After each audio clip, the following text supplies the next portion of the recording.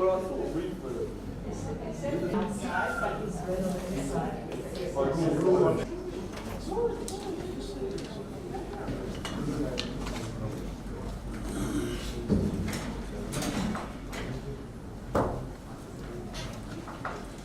of the diplomatic.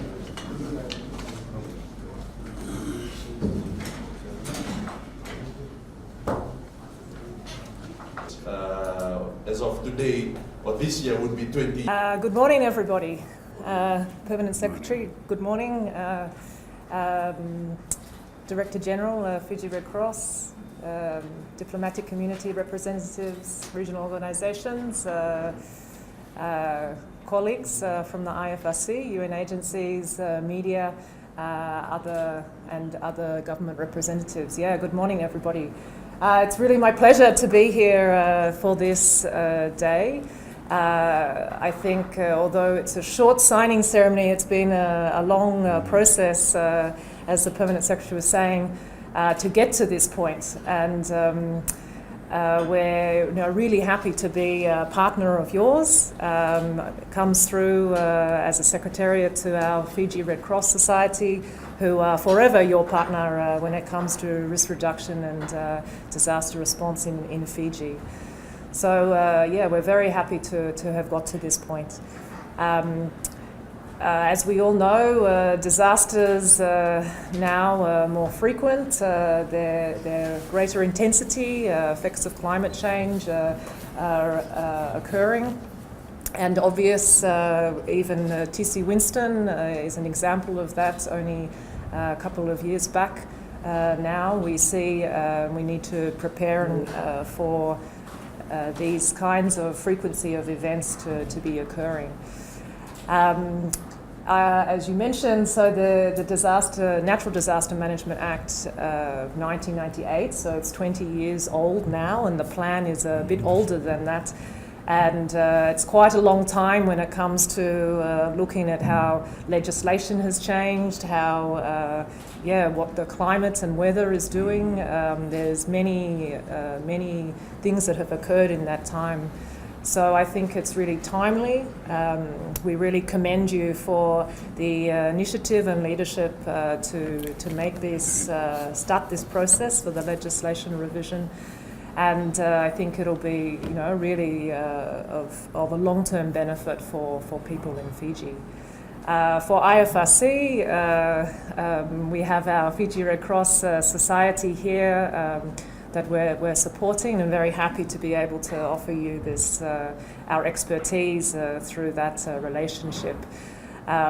This will be a collaboration together with Fiji Red Cross as well, particularly in the consultation process that will be happening across the country. So we're glad to be providing that. For our disaster law program itself, actually it started about 10 years ago. We're getting many requests. We had a very small team of lawyers looking at disaster legislation, and it started with a lot of the what we were calling international disaster relief law, so the importation of relief items. I think all of us involved in disaster management in the Pacific know how burdensome it can be receiving and importing the appropriate relief items after disasters, because there are so many inappropriate, unsolicited relief items that arrive. It started with this area and has expanded to looking at disaster risk more broadly, in line with the Sendai framework, and now even looking more broadly at that into gender and diversity into disaster legislation, and also around even climate change aspects. So yeah, our team has grown, our expertise in this area, and we're very happy to be able to support you. We did a similar process with the Vanuatu government after TCPAM. They asked for our support in that and have had a legislation revision. Similarly in Samoa and Tonga with disaster plans, we've supported them, Nauru as well. So yeah, I think we have shown that these have been very consultative processes and really valuable outcomes at the end. So yeah, thanks a lot again for inviting us. And yeah, this is the beginning of a process over this year, the rest of this year, and we're fully committed to supporting you with the outcomes of this. Thank you very much.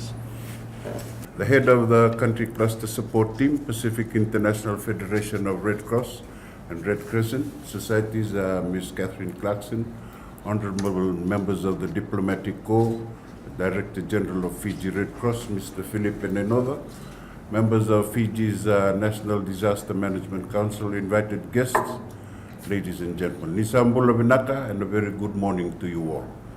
Today is an exciting day for many in this room because lessons learned from past disasters are being penned into action.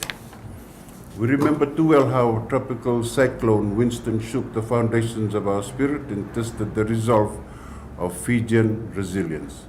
Following our lessons learned, exercises that from that Category 5 superstorm, many of us in here agreed that we needed to accept the new norm of increased intensities of disasters and extreme weather events induced by climate change.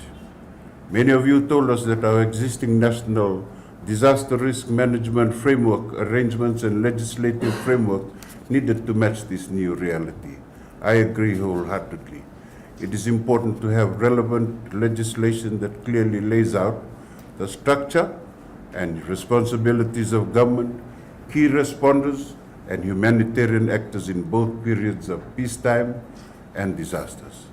While our current legislative framework has been a good basis for government's current disaster management structure, the increasing intensities of disasters and extreme weather events caused by climate change force us to ensure the relevance of our disaster management laws and policies to this new reality. Thus, the review will contemplate new emerging issues not considered before, like climate change, disaster risk reduction, gender, disability, the cluster disaster coordination arrangements, to name a few. Following the Fijian government's decision to conduct the legislative review, the National Disaster Management Office solicited the assistance of the International Federation of Red Cross and Red Crescent Societies based on their experience and expertise in international and disaster humanitarian law. The signing of this Memorandum of Understanding today initiates this active partnership of research, consultation, and technical and legislative support for the review of Fiji's National Disaster Management Plan of 1995 and the Natural Disaster Management Act of 1998. The signing also stipulates government's commitment to disaster risk reduction and realizing priority 2 of the Sendai Framework for disaster risk reduction in strengthening disaster risk governance to manage disaster risk. Furthermore, the signing of this MOU echoes the Fijian government's firm commitment in meeting key targets of the UN Sustainable Goal 11 to make cities, towns, villages, human settlements, and communities inclusive, safe, resilient, and sustainable. Disaster risk governance arrangement at the national, divisional, and district levels are enshrined in the Disaster Management Act. Strengthening our legislation is a very important step in prevention, mitigation, preparedness, response, and rehabilitation. It further sets a platform for humanitarian collaboration and partnership. Following the signing, most of you in this room will have the opportunity to contribute to the review of the Act and the plan through key stakeholder interviews. Other actors will also be able to participate through extensive consultations. Legislative and literature reviews as part of the process is certainly a mammoth task that we will all admit requires hundreds of hours of research and hard work. I would also like to mention here the generous assistance provided by the European Union and the technical support made available to Fiji for this project from the Secretariat of the Pacific Community under its Building Safety and Resilience in the Pacific Program, or BSRP as it is known. The review can be wearisome and long, but the outcome will not only benefit us, the responders, but also all Fijians, most importantly, the communities and the people that we serve.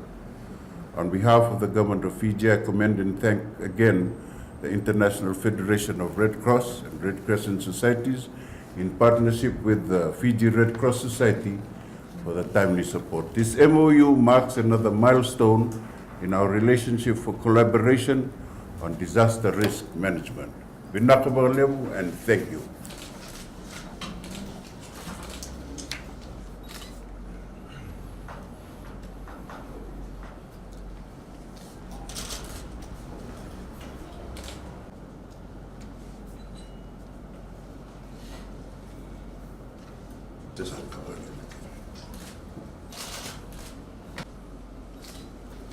Thank you very much. Thank you very much.